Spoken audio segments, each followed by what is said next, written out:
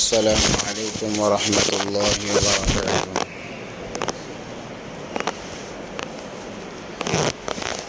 الحمد للہ نحمده ونستعینه ونستغفره ونؤمن به ونتوکل علیہ ونعوذ باللہ من شرور انفسنا ومن سیئات اعمالنا، من يهده الله فلا مضل له ومن يضلله فلا هادي له، ونشهد أن لا إله إلا الله وحده لا شريك له، ونشهد أن سيدنا ومولانا محمدا عبده ورسوله. أما بعد، قال الله تبارك وتعالى في القرآن المجيد والفرقان الحميد: فأعوذ بالله من الشيطان الرجيم، بسم الله الرحمن الرحيم. يا أيها الذين آمنوا ادخلوا في السلم كافة ولا تتبعوا خطوات الشيطان إنه لكم عدو مبين. وقال تعالى: يا أيها الناس اتقوا ربكم الذي خلقكم من نفس واحدة وخلق منها زوجها وبث منهما رجالا كثيرا ونساء واتقوا الله الذي تساءلون به والأرحام إن الله كان عليكم رقيبا. صدق الله العظيم. قال النبي صلى الله عليه وسلم: من تزوج العبد فقد استكمل نصف الدين. وقال النبي صلى الله عليه وسلم: النكاح من سنتي، أو كما قال عليه الصلاة والسلام. وقال: فمن رغب عن سنتي فليس مني. اللهم صل على سيدنا مولانا محمد في أول كلامنا. اللهم صل على سيدنا مولانا محمد في أوسط كلامنا. اللهم صل على سيدنا مولانا محمد في آخر كلامنا. اللهم لك الحمد كما أنت أهله، فصل على محمد كما أنت أهله، وافعل بنا ما أنت أهله، فإنك أنت أهل التقوى وأهل المغفرة. اللهم صل على محمد كلما ذكره الذاكرون، وصل على محمد كلما غفل عن ذكره الغافلون. رب اشرح لي صدري ويسر لي أمري واحلل عقدة من لساني يفقه قولي. اللهم صل على محمد وآله ألف ألف مرة. اللهم صل على محمد وآله ألف ألف مرة. اللهم صل على محمد وآله ألف ألف مرة. محترم و معزز سامعین کرام، بزرگان دین، ایک مرتبہ دل کی گہرائیوں کے ساتھ درود پاک پڑھ لیں. اللهم صل على سيدنا محمد وعلى آل سيدنا محمد وبارك وسلم. معزز سامعین کرام، جیسا کہ گزشتہ ہفتہ ہم نے سنا، نکاح ایک بہترین عبادت ہے، اور جنت کے اندر سب سے پہلی جو عبادت ہوئی ہے وہ نکاح ہے. میاں بیوی کا رشتہ قائم ہوا ہے. اللہ تبارک و تعالیٰ نے نکاح کے اندر بڑی برکتیں رکھی ہوئی ہیں. اسی لیے تمام انبیاء علیہم السلام کی یہ سنت رہا ہے. ہر نبی نے نکاح کیا ہے، ہر نبی نے اس سنت کو ادا کیا ہے. یہاں تک کہ حضرت عیسیٰ علیہ السلام، بعض عیسائی کہتے ہیں کہ انہوں نے نکاح نہیں کیا کیونکہ یہ بات غلط ہے. وہ آسمان پر زندہ ہیں، قیامت کے قریب وہ زمین پر آئیں گے، دنیا میں آئیں گے تو سب سے پہلا عمل وہ بھی نکاح کریں گے. نکاح بھی ان کا ہوگا، اولادیں بھی ہوں گی. تو الغرض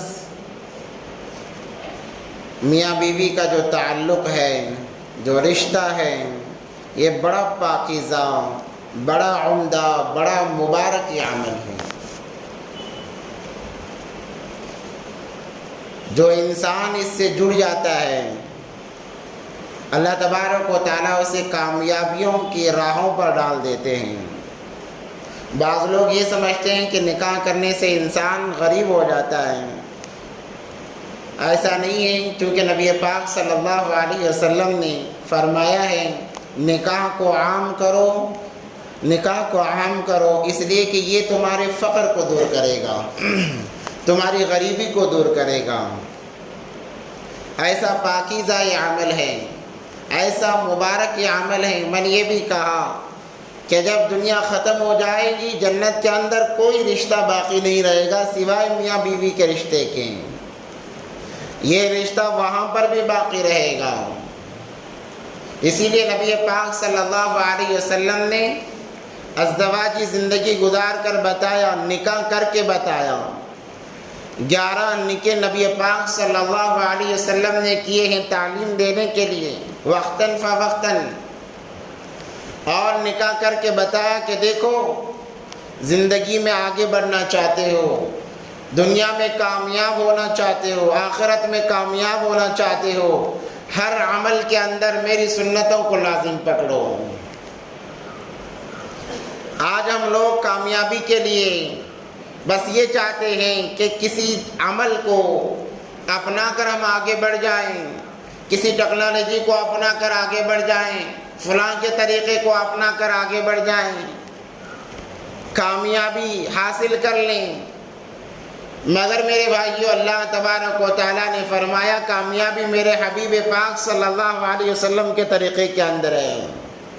اگر آپ کو دونوں جگہ کامیاب ہونا ہے، آپ کی دنیا بھی سنور جائے، آپ کی آخرت بھی سنور جائے، جو انسان یہ تمنا رکھتا ہے اسے مغربی تہذیبوں کے پیچھے پڑنے کے بجائے اسے 1450 سال پیچھے جانا پڑے گا، نبی پاک صلی اللہ علیہ وسلم کی سنتوں کو اپنانا پڑے گا۔ اور جو انسان اپنے ہر عمل میں سنتوں کو لاتا ہے اللہ تبارک و تعالیٰ اسے دنیا میں بھی کامیاب کرتے ہیں، آخرت کے اندر بھی کامیاب کرتے ہیں۔ دنیا کے اندر بھی اسے مالا مال فرماتے ہیں، اور آخرت کی ذلت سے اللہ تبارک و تعالیٰ اس کی حفاظت کرتے ہیں ہر عمل میں سنتوں کو لانے کی وجہ سے۔ میں نے گزشتہ ہفتے کہا تھا کہ جو انسان نبی پاک صلی اللہ علیہ وسلم کی سنتوں کی حفاظت کرتا ہے، سنتوں کو اپناتا ہے، اللہ 4 بڑے بڑے انعامات سے اسے نوازتے ہیں۔ من حفظ سنتی اکرمہ اللہ تعالی ل4 خصال، المحبت فی قلوب البررہ۔ پہلی جو نعمت ہے اللہ تبارک و تعالیٰ سنتوں کو اپنانے کی وجہ سے، سنتوں پر چلنے کی وجہ سے اللہ تبارک و تعالیٰ نیک لوگوں کے دلوں میں فطری طور پر اس کی محبت کو ڈال دیں گے۔ دنیا کے اندر جو اللہ کے مقرب بندے ہیں، اللہ کے چہیتے بندے ہیں، وہ بندے ان سے محبت کرنے لگیں گے سنتوں کو اپنانے کی وجہ سے۔ آج ہم نے سنتوں کو چھوڑا، ہر جگہ ذلت ہمارے مقدر میں آ گئی، رسوائی ہمارے مقدر میں آ گئی، نہ ہمارے کاروبار سنت طریقے سے ہیں، نہ ہمارا رہنا سہنا سنت طریقے سے ہے، نہ ہمارا لباس سنت طریقے میں ہے، نہ ہمارے بات کرنے کا انداز سنت طریقے سے ہے، نہ ہماری شادی بیاہ سنت طریقے سے ہیں۔ ہمارا ہر عمل، آج کے مسلمان کا ہر عمل سنت سے ہٹا ہوا ہے۔ جب ہمارا ہر عمل سنت سے ہٹا ہوا ہوگا، بتاؤ کامیابی کیوں کر حاصل ہوگی؟ پریشانیاں کیسے ختم ہوں گی؟ بڑھتی جائیں گی، ختم نہیں ہوں گی۔ اگر ان کو ختم کرنا ہے سنتوں پر آنا پڑے گا، سنتوں کو اپنانا پڑے گا۔ جیسے میں نے گزشتہ جمعے بھی کہا، ایسے بہت سارے عمل جو سنتوں سے دور، اسی طرح ہماری شادی بیاہ کے معاملے میں سنتوں سے کوسوں دور ہیں۔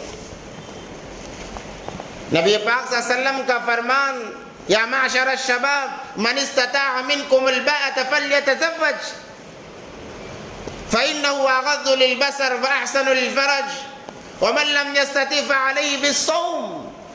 نبی پاک صلی اللہ علیہ وسلم کا تو یہ فرمان کہ اے نوجوانوں کی جماعت، اے نوجوانوں، جب تم جوانی کی دہلیز پر قدم رکھو، پہلا کام نکاح کو انجام دو، اپنے ایمان کی تکمیل کرو۔ من تزوج العبد فقد استکمل نصف الدین، نکاح کرنا آدھے دین کو مکمل کرنے کے مشابہ ہے۔ دو چیزوں پر نبی پاک صلی اللہ علیہ وسلم نے بہت زیادہ زور دیا۔ جیسے ہی نوجوان بالغ ہوتا ہے، کہا اب کے بعد نماز قضا نہیں ہوگی، نماز کبھی قضا نہ کرنا، اور اپنے نفس کی حفاظت کے لیے، اپنے شرمگاہ کی حفاظت کے لیے نکاح کے فرائض کو انجام دینا، نکاح کے کام کو انجام دینا۔ آج ہم لوگوں نے اس کو چھوڑ دیا۔ نکاح میں تاخیر، اتنی تاخیر۔ دیکھو میاں بیوی کا جو تعلق ہے یہ فطری چیز ہے، اللہ نے فطرت میں یہ رکھا ہے، یہ عادت نہیں ہے، یہ فطری چیز ہے۔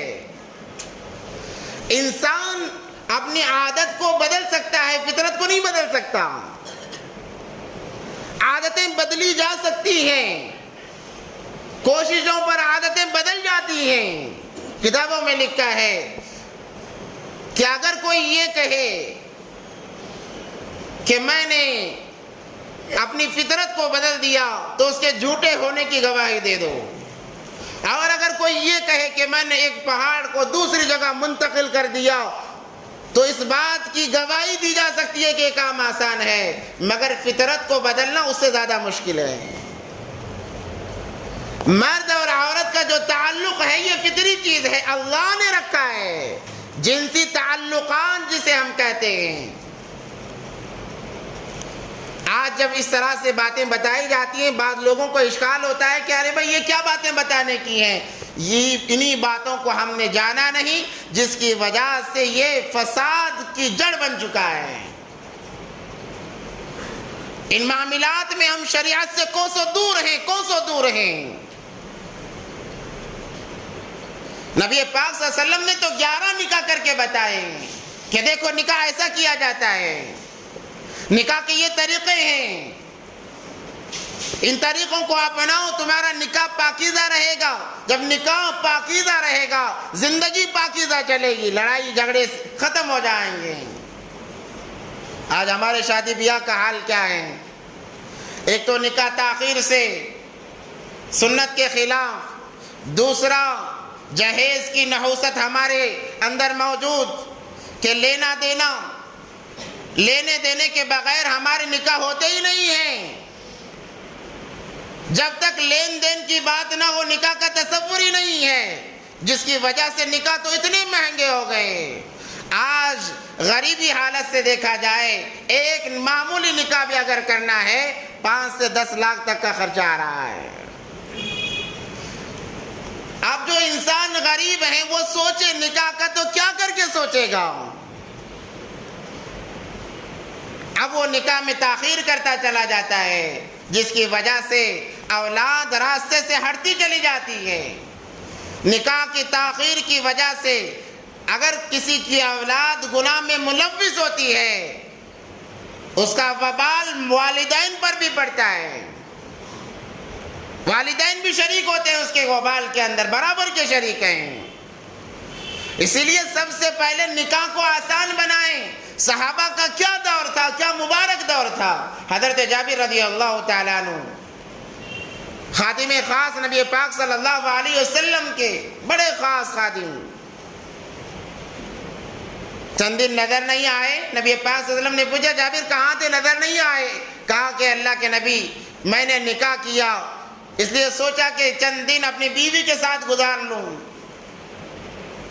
مدینے میں نبی پاک صلی اللہ علیہ وسلم موجود ہیں، ان سے بہترین ہستی کون سی ہو سکتی ہے؟ ہر کوئی یہ چاہتا کہ میرا نکاح نبی پاک صلی اللہ علیہ وسلم پڑھائیں، اس کے باوجود بھی نکاح ہو رہا ہے۔ خادم خاص ہیں، دو جہاں کے سردار کو پتہ نہیں ہے، نبی پاک صلی اللہ علیہ وسلم کو خبر تک نہیں ہے۔ اور میں نے یہ بھی واقعہ بتایا، عبد الرحمن بن عوف رضی اللہ تعالیٰ عنہ کا کروڑ پتی ہیں، چاہتے سارے عرب کو، مدینہ کو نہیں، سارے عرب کو اپنی دعوت میں شریک کر سکتے تھے اگر چاہتے ہیں۔ نبی پاک صلی اللہ علیہ وسلم کو خود خبر نہیں ہے، جب پتہ چلا نبی پاک صلی اللہ علیہ وسلم نے فرمایا اولم بشاتن، اے عبد الرحمن ولیمہ کر لو اگرچہ ایک بکری سے ہی کیوں نہ ہو۔ آج ہماری شادی بیاہ کو دیکھیں، ایک تو لین دین کا معاملہ، یہ سب سے بڑی نحوست ہے۔ اس کے بعد میں جب نکاح ہوتا ہے، نکاح کی دعوت چلتی ہے لاکھوں روپیوں کی، شادی محل بک کیے جاتے ہیں، شریعت میں اس کی کوئی گنجائش نہیں ہے۔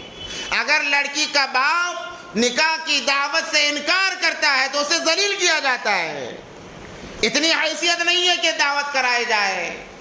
اور آنے والا دلہا ہزاروں لوگوں کو نکاح کی دعوت میں ساتھ میں لاتا ہے، بے شرم بن کر ہزاروں لوگوں کو لاتا ہے۔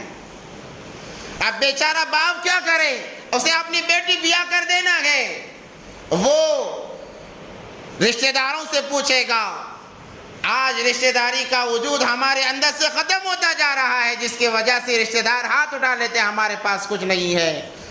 اب اس کے پاس ایک راستہ بچا ہوا ہوتا ہے، وہ سود کا راستہ، کہتا ہے کہ چلو جو بھی ہو جائے سود میں پیسے لے کر ہم دعوت کریں گے۔ لڑکی کا باپ سود کے پیسے لیتا ہے، ان سود کے پیسوں سے دعوت کرتا ہے۔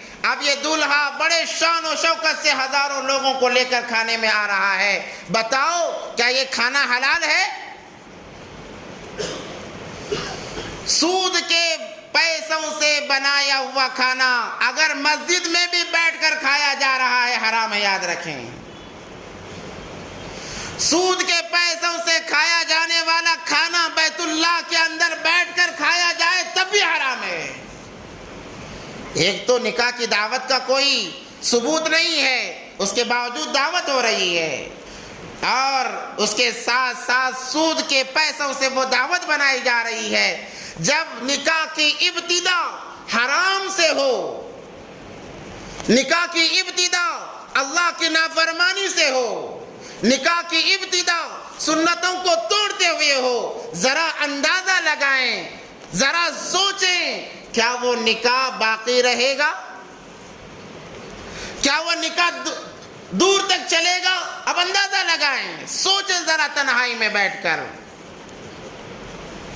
اب وہی معاملہ کہ ایک مہینہ ہوا، بیوی کو شوہر پسند نہیں ہے، شوہر کو بیوی پسند نہیں ہے، اب لڑائیاں شروع ہو گئی، جھگڑے شروع ہو گئے، بات طلاق تک پہنچتی ہے۔ لاکھوں روپیہ خرچ کر کے نکاح کیا تھا، ایک دو مہینہ نہیں گزرا ہے کہ بات طلاق تک پہنچ گئی۔ اب بتاؤ باپ کے دل پر کیا گزرے گی؟ یہ سنتوں کو چھوڑنے کی نحوست ہے، یاد رکھیں۔ آج نکاح اسی لیے مہنگا ہوا ہے، اور اس کے اندر بھی بے حیائی، اللہ حفاظت فرمائے۔ عورتیں بن سور کر آتی ہیں، پردے کا کوئی نظام نہیں، عورتیں جان بوجھ کر بے پردہ آتی ہیں، اس لیے کہ ہم اپنے سونے کو بتائیں، چاندی کو بتائیں، اور یہ ناز کرتی ہیں۔ اگر وہ پردہ کریں گی ان کے ہیرے جواہرات کہاں سے نظر آئیں گے؟ اس لیے پردے کو پرلے درجے میں رکھ کر وہ آتی ہیں۔ اللہ کی کتنی نافرمانی ہے، ایسی مجالس پر ہر وقت اللہ کی لعنتیں برستی رہتی ہیں۔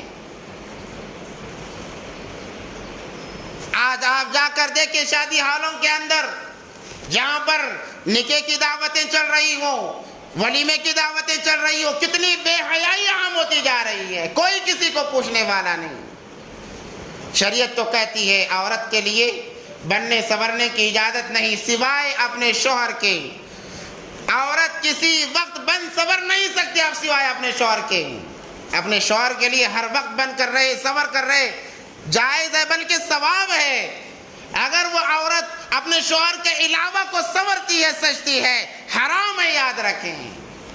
حدیث مبارکہ کے اندر آتا ہے جب کوئی عورت بن سور کر راستے میں نکلتی ہے، واپس آنے تک فرشتے، اللہ اس کے رسول اس پر لعنت برساتے رہتے ہیں۔ اگر اسی حالت میں اس کی موت آتی ہے تو وہ بے ایمان کی موت مرتی ہے۔ بڑے افسوس کی بات ہے، یہ ہمارے شادی بیاہ کے حالات ہیں، کیفیتیں ہیں، اور ہم امیدیں لگاتے ہیں کہ یہ رشتے تاخیر تک چلیں، ہمیشہ چلیں۔ بہت مشکل ہے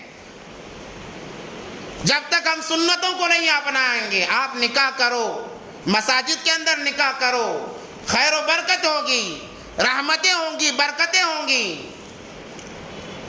اور میں نے جیسے کہا گزشتہ جمعے، نکاح کے لیے مالداری کو نہ دیکھو، دینداری کو دیکھو، دینداری کو بنیاد بناؤ۔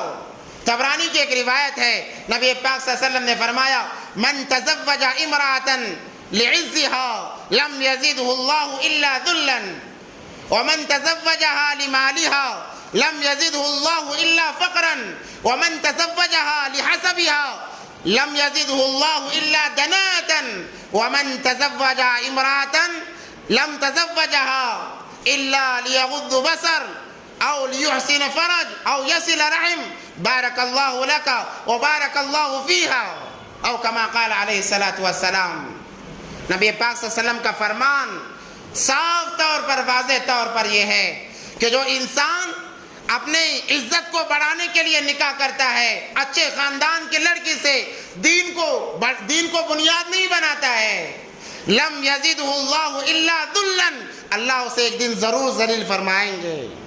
ومن تزوجها لمالها، جو مال کو بنیاد بنا کر نکاح کرتا ہے، اور مال کو بنیاد بنا کر نکاح کرنا یہ یہودیوں کا طریقہ ہے، خوبصورتی کو بنیاد بنا کر نکاح کرنا یہ عیسائیوں کا طریقہ ہے، دین کو بنیاد بنا کر نکاح کرنا یہ مسلمان ایمان والوں کا طریقہ کار ہے۔ ومن تزوجها لمالها لم يزده الله الا فقرا، جو مال کو بنیاد بناتا ہے اللہ تبارک و تعالیٰ اسے فقیر کر دیتے ہیں، چند دنوں میں وہ فقیر بن جائے گا۔ ومن تزوجها لحسبها، اور جو حسب نسب کو بنیاد بناتا، مقصد بناتا ہے، لم يزده الله الا دناءة، اللہ اس مقصد میں اسے ناکام بنائیں گے۔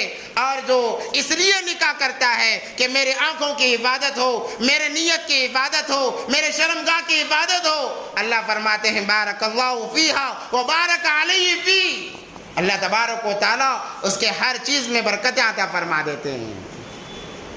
مگر آج کا ہمارا نوجوان بنیاد بناتا ہے دو چیزوں کو، خوبصورتی اور مالداری، یہ دو چیزیں بنیاد بن گئی، دین کا کوئی معاملہ نہیں ہے۔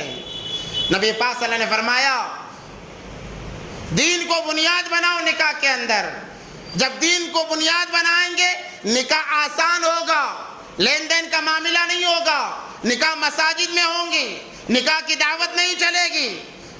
رہا ولیمے کی بات، نبی پاک صلی اللہ علیہ وسلم کا فرمان کہ ولیمہ سنت ہے، رخصتی کے بعد جو کیا جاتا ہے اس کو ولیمہ کہا جاتا ہے، اور وہ سنت ہے، اپنی طاقت کے حساب سے کرو۔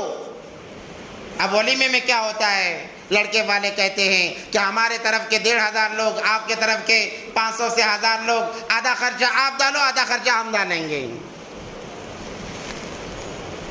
آدھا خرچہ آپ برداشت کرو آدھا ہم برداشت کریں گے۔ شریعت کہتی ہے ارے تو مرد کس بات کا ہے، ولیمہ کرنا تیرا حق ہے، یہ ضروری نہیں کہ لاکھوں آدموں کو کھلایا جائے۔ نبی پاک صلی اللہ علیہ وسلم کا ولیمہ ہوا، ایک غزوے کے موقع پر جنگ میں گئے ہوئے تھے، نکاح ہوا، نبی پاک صلی اللہ علیہ وسلم کے پاس کچھ نہیں تھا، کہا اے میرے صحابہ تمہارے گھروں میں کیا کیا ہے چیزیں کھانے کی لاؤ۔ صحابہ اپنے اپنے گھروں، کوئی کھجور لا رہا ہے، کوئی کچھ لا رہا ہے، لا کر ایک دسترخوان پر جمع کیا گیا۔ نبی پاک صلی اللہ علیہ وسلم نے فرمایا یہ میرا ولیمہ ہے، کھاؤ۔ کتنا سادہ نکاح، کتنا سادہ ولیمہ، ولیمہ اپنی استطاعت کے مطابق ہو، میری استطاعت 1000 لوگوں کی ہے تو میں 1000 کا کروں گا، 2000 کی ہے تو 2000 لوگوں کی دعوت کروں گا، 500 کی ہے کوئی بات نہیں 500 لوگوں کی، اگر نہیں ہے کوئی پرواہ نہیں، آپ اپنے خاندان کے 10 لوگوں کو تو کھلا سکتے ہو۔ اور ولیمے کے اندر یہ بات بہت عام ہے، بڑے افسوس کے ساتھ کہنا پڑ رہا ہے، یہ ہمارے دین کی کیفیات ہیں، برا لگے تو معافی چاہتا ہوں۔ ہم یہ چاہتے ہیں کہ میرے ولیمے میں مالدار سے مالدار آدمی آئے، تحفے تحائف لے کر آئے، ہماری شادی کی دعوتوں میں مالدار سے مالدار آدمی آئیں، لڑکی اور لڑکے والے مالداروں کا استقبال کرنے کے لیے چوکھٹ پر جا کر کھڑے ہوتے ہیں۔ دعوتیں مالداروں کے لیے نہیں ہوا کرتی ہیں، دعوتیں تو غریبوں کے لیے ہیں۔ ان پر تو سب سے زیادہ غربا کا ہے، مگر اللہ ماشاء اللہ کوئی غریبوں کو دعوت نہیں دیتا سوائے چند کے۔ کوئی مالدار آتا ہے تو اس کا استقبال کیا جاتا ہے، اور اس سے بڑا ایم ایل اے آئے تو اور زیادہ اس کی شان الگ ہو جاتی ہے کہ فلاں آدمی ہمارے شادی کی دعوت میں آیا تھا، ولیمے کی دعوت میں آیا تھا۔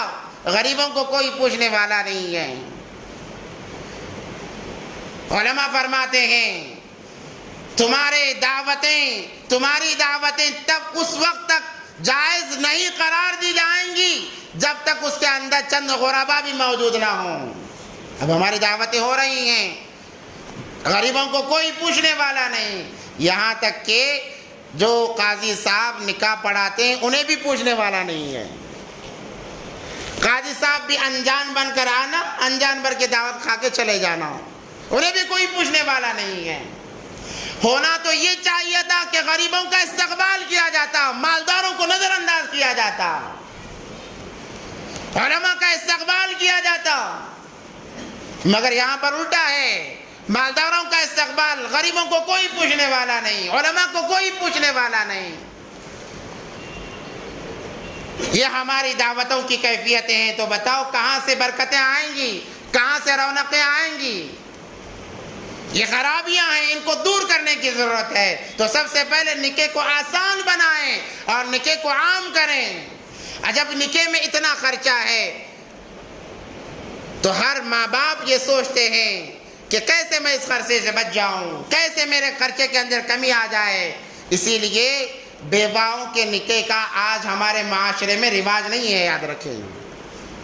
حالانکہ نبی پاک صلی اللہ علیہ وسلم نے فرمایا اگر کوئی عورت بیوہ بن جاتی ہے، اس کا شوہر مر جاتا ہے، یا طلاق شدہ ہو جاتی ہے، اس کا شوہر اسے طلاق دے دیتا ہے، یا یہ خود خلا لے لیتی ہے اور دوبارہ اپنے باپ کے گھر میں آ کر بس جاتی ہے، نبی پاک صلی اللہ علیہ وسلم نے فرمایا اس کی کفالت کرنا، اس کو کھلانا پلانا دوہرا ثواب ہے۔ یا نبی پاک صلی اللہ علیہ وسلم نے یوں فرمایا کہ جو انسان بیواؤں کی کفالت کرتا ہے کل جنت کے اندر وہ اور میں اس طرح سے جنت میں جائیں گے۔ نبی پاک صلی اللہ علیہ وسلم نے انگلی کے اشارے سے بتایا۔ جب پہلے نکاح میں اتنا خرچہ ہے تو بیوہ کے نکاح کے بارے میں کون سوچے گا؟ ہم یہ سوچتے ہیں کہ بھائی ایک مرتبہ نکاح ہو گیا، معاملہ ختم، اگر بچہ ہے تو کہتے ہیں اسی کے سہارے جی لو۔ ماں باپ شادی کرانے کے لیے تیار نہیں، بھائی شادی کرانے کے لیے تیار نہیں ہے، حالانکہ شریعت یہ کہتی ہے کسی کا شوہر مر جائے 4 مہینے 10 دن نکاح کا تذکرہ نہ کرو، عدت میں اسے رکھو، جیسے عدت ختم ہو جائے تم پر حق ہے کہ اس کا نکاح کر کے دوسری جگہ دے دو۔ طلاق شدہ ہے 3 مہینے کی عدت ہے، عدت تک بات نہ چھیڑو، جیسے عدت ختم ہو جائے فوراً اس کا نکاح کر دو۔ ایک عورت کنواری ہے، مرد سے اس کا کوئی تعلق نہیں ہے، وہ لمبے عرصے تک تنہا رہ سکتی ہے۔ جب کسی عورت کا تعلق مرد سے جڑ جاتا ہے، میاں بیوی کا رشتہ بن جاتا ہے، وہ عورت زیادہ دور تک، زیادہ دیر تک مرد کے بغیر رہنا اس کے لیے دشوار ہے۔ ایک مرتبہ حضرت عمر فاروق رضی اللہ تعالیٰ عنہ رات میں گشت کر رہے ہیں، امیر المومنین تھے، تو ایک گھر سے اشعار کی آواز آئی کہ ایک عورت اپنے شوہر کی جدائی میں اشعار پڑھ رہی ہے۔ وہ اشعار ایسے تھے اگر کوئی سن لے تو اس کا دل پگھل جائے۔ وہ اپنے شوہر کی یاد میں اشعار کہہ رہی تھی، کسی اور کے یاد میں نہیں۔ حضرت عمر فاروق رضی اللہ تعالیٰ نے جب سنا بڑا غصہ آیا، سوچا کہ جاؤں اور 2 کوڑے لگاؤں، ایسے اشعار کہتی ہے، دوسروں پر کیا اثر پڑے گا؟ مگر پھر بھی اپنے آپ کو سنبھالا، سیدھا اپنے گھر آئے اور اپنی بیٹی حضرت حفصہ رضی اللہ تعالیٰ عنہ جو ام المومنین ہیں، نبی پاک صلی اللہ علیہ وسلم کی زوجہ محترمہ ہیں، امت مسلمہ کی ماں ہیں، ان سے کہا اے حفصہ بتا کہ ایک عورت اپنے شوہر سے کتنا عرصہ دور رہ سکتی ہے؟ تو حضرت حفصہ شرما گئیں، حضرت عمر فاروق رضی اللہ تعالیٰ عنہ غصے میں آ گئے، کہا کہ یہاں ایمان کا مسئلہ ہے، تجھے شرماٹ پڑی ہے، بتا کہ کیا کتنا عرصہ تک رہ سکتی ہے؟ تو حضرت حفصہ رضی اللہ تعالیٰ عنہ نے اشارہ کر کے بتایا کہ 3، کہا کہ کیا 3 مہینے؟ پھر انہوں نے کہا 4، کہا کہ 4 مہینے، یہ کہہ کر وہ اندر چلی گئیں۔ عمر فاروق رضی اللہ تعالیٰ عنہ مسجد نبوی میں آئے اور اعلان کرا دیا کہ جو صحابی جنگ کے لیے گئے ہوئے ہیں، جن کے 4 مہینے ہو گئے، وہ واپس آ جائیں۔ اب اس کے بعد یہ قانون بنا دیا گیا کہ کوئی مرد اپنے بیوی سے 4 مہینے سے زیادہ دور نہ رہے۔ یہ فطری چیز ہے، اللہ نے فطرت میں رکھی ہے، یہ عیب دار چیز نہیں ہے، یہ اللہ نے فطرت میں رکھی ہے۔ اسی لیے حضرت آدم علیہ السلام نے جیسے ہی حوا علیہ السلام کو دیکھا فوراً لپک گئے، یہ فطری چیز ہے۔ آج ہم لوگ اپنی بیٹیوں جو بیوہ ہیں، جو طلاق شدہ ہیں، ان کے نکاح کی ہمیں کوئی پرواہ نہیں، کہتے ہیں کہ نکاح ایک مرتبہ ہو گیا، جتنے سال اس نے مرد کے ساتھ گزار لیا بس کافی ہے۔ یہ کافی نہیں ہے، یہاں سے زنا کی عادتیں پڑنا شروع ہو جاتی ہیں۔ حدیث میں ہے، اپنی بات نہیں کہہ رہا، بخاری شریف کی حدیث میں ہے کہ اگر کوئی عورت کسی کی بہن طلاق شدہ آ کر گھر میں بیٹھ گئی ہے، نبی پاک صلی اللہ علیہ وسلم کا فرمان، اس بھائی کے لیے جائز نہیں کہ اپنی بہن کے سامنے اپنی بیوی سے محبت بھری باتیں کریں، اجازت نہیں ہے۔ اگر اس کے بچے ہیں، شریعت کہتی ہے کہ ان کے بچوں کے سامنے اپنے بچوں سے زیادہ دل لگی کی باتیں نہ کیا کرو، ان بچوں کے دل پر غلط اثر پڑے گا۔ اپنے بیویوں سے دل ربا کی باتیں نہ کیا کرو، محبت کی باتیں نہ کیا کرو، تمہاری بہن کے دل پر غلط اثر پڑے گا۔ محبت کرنی ہے بند کمرے میں جا کر کرو، کوئی بات نہیں ہے۔ یہاں تک شریعت نے خیال رکھا ہے۔ اسی لیے میں کہہ رہا تھا کہ سب سے پہلے جو نکاح ہوا ہے نبی پاک صلی اللہ علیہ وسلم کا، حضرت خدیجہ الکبریٰ رضی اللہ تعالیٰ عنہ، 40 سال جن کی عمر، بیوہ 2 مرتبہ بیوہ ہوئی ہیں۔ اور آج ہم بیوہ کے نکاح کو عیب سمجھتے ہیں۔ اگر کوئی خواہش ظاہر کر دے تو اسے لعن و تشنیع کی جاتی ہے، شرم نہیں آتی، نکاح کی بات کرتی ہے، 2 بچے ہو گئے نکاح کی بات کرتی ہے۔ اور مرد بڑھاپے کی عمر میں بھی لین پٹک کر لڑائے، کوئی بات نہیں۔ مرد بڑھاپے کی عمر میں بھی عیاشیاں کرے، عشق لڑائے، کوئی بات نہیں۔ بیوہ عورت 2 بچوں کے بعد شادی کرنا سوچے تو گناہ، اگر کہہ دے تو بڑی ذلت کی بات ہے۔ یاد رکھیں، ان قوانین کی وجہ سے، غلط قوانین کی وجہ سے ہم نے زنا کو عام کیا ہے، وہ عورتیں جو بیوہ ہیں، جو طلاق شدہ ہیں، گھروں میں بیٹھی ہیں، جتنی مرتبہ اپنے دل سے آگے بڑھیں گی، اللہ تبارک و تعالیٰ اتنی مرتبہ والدین اور بھائیوں پر لعنت برسائیں گے۔ اس لیے بیوہ کے نکاح کو، ایک تو نکاح کو عام کیا جائے، جلدی کیا جائے کہ نکاح جلدی ہو، اور جن کے گھروں میں بیوہ عورتیں ہیں ان کے نکاح کا انتظام کیا جائے، یہ سنت ہے، یاد رکھیں۔ بیوہ کا نکاح کرانا سنت، طلاق شدہ کا نکاح کرانا سنت۔ اگر ہم نے اس کو عیب سمجھ کر ایسے ہی چھوڑ دیا، جتنا گناہ ہوگا ہمارے سر برابر باقی رہے گا۔ اور تیسری بات یہ ہے کہ ہمارے نکاح کو سادہ بنائیں، بالکل مہنگا نہ بنائیں، نکاح کو آسان بنائیں تو زنا خود بخود مہنگا ہو جائے گا۔ اور چوتھی خرابی یہ پائی جاتی ہے کہ والدین بعض مرتبہ لڑکوں پر ظلم کرتے ہیں، بعض مرتبہ لڑکیوں پر ظلم کرتے ہیں۔ وہ کیسے کہ بغیر پوچھے ان کا نکاح کر دیا جاتا ہے۔ یہ بھی غلط بات ہے، اگر بچے کا نکاح کرنا ہے اسے پوچھا جائے، فلاں جگہ تمہارا رشتہ کرنا ہم چاہ رہے ہیں، کیا تمہیں پسند ہے؟ اگر وہ راضی ہے تبھی نکاح کیا جائے، بچی کو پوچھا جائے، اگر وہ راضی ہے تبھی نکاح کرایا جائے۔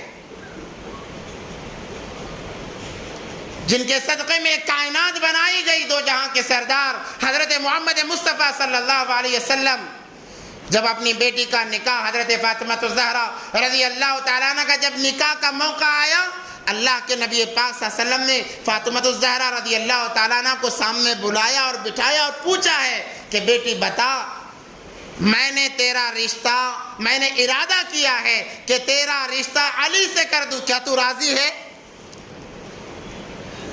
بعض دیندار یہ کہتے ہیں کہ پوچھنے کی کیا ضرورت، ہماری اولاد ہے، ہماری ہر بات پر راضی ہو جائے گی۔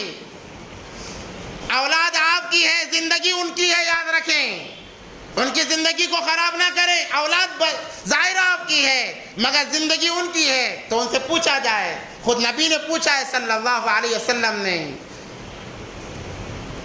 جب حضرت فاطمہ الزہرا رضی اللہ تعالیٰ عنہ نے اقرار کیا کہ ہاں میں راضی ہوں، تب جا کر بات کی گئی۔ پھر حضرت علی سے پوچھا گیا، اے علی، میں اپنی بیٹی فاطمہ کو تمہارے نکاح میں دینا چاہتا ہوں، کیا تمہیں منظور ہے؟ حضرت علی رضی اللہ تعالیٰ عنہ نے حامی بھری، کہا کہ اس سے بڑھ کر شرافت کی اور کیا بات ہو سکتی ہے، تب جا کر نکاح ہوا ہے۔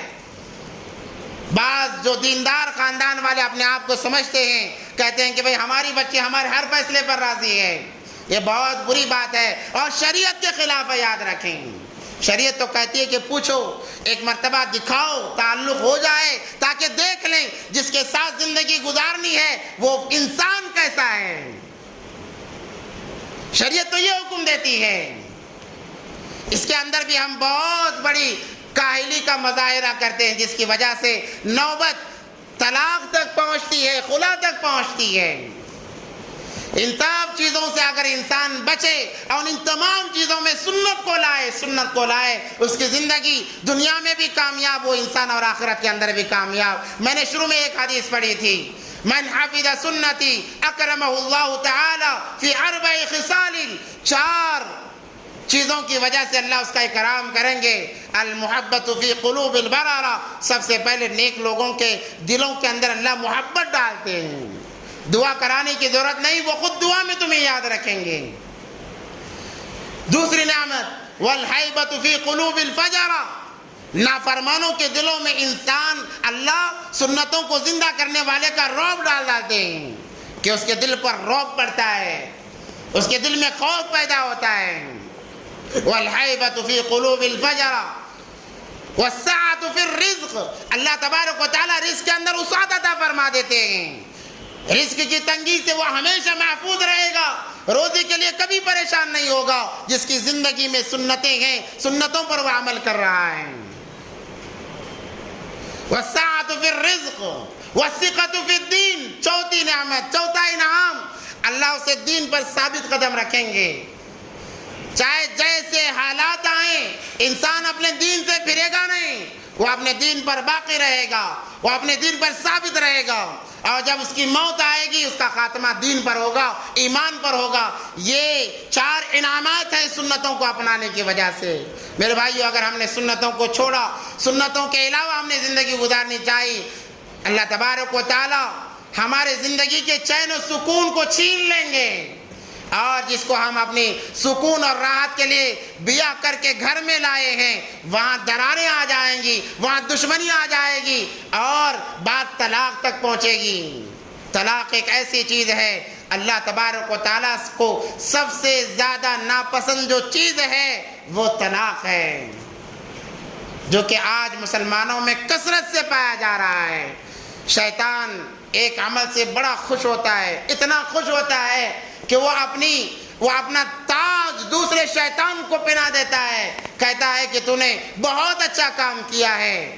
ایک عمل سے شیطان بہت خوش ہوتا ہے، بہت خوش ہوتا ہے۔ وہ کیا عمل ہے انشاءاللہ آئندہ جمعہ بیان کیا جائے گا۔ اللہ سے دعا ہے کہ اللہ تبارک و تعالی ہم تمام کو سنتوں پر عمل کرنے کی توفیق عطا فرمائے، اور ہمارے شادی بیاہ کے معاملے کے اندر سنتوں کو مد نظر رکھ کر اللہ ان عملوں کو کرنے کی توفیق عطا فرمائے۔ وآخر دعوانا الحمدللہ رب العالمین۔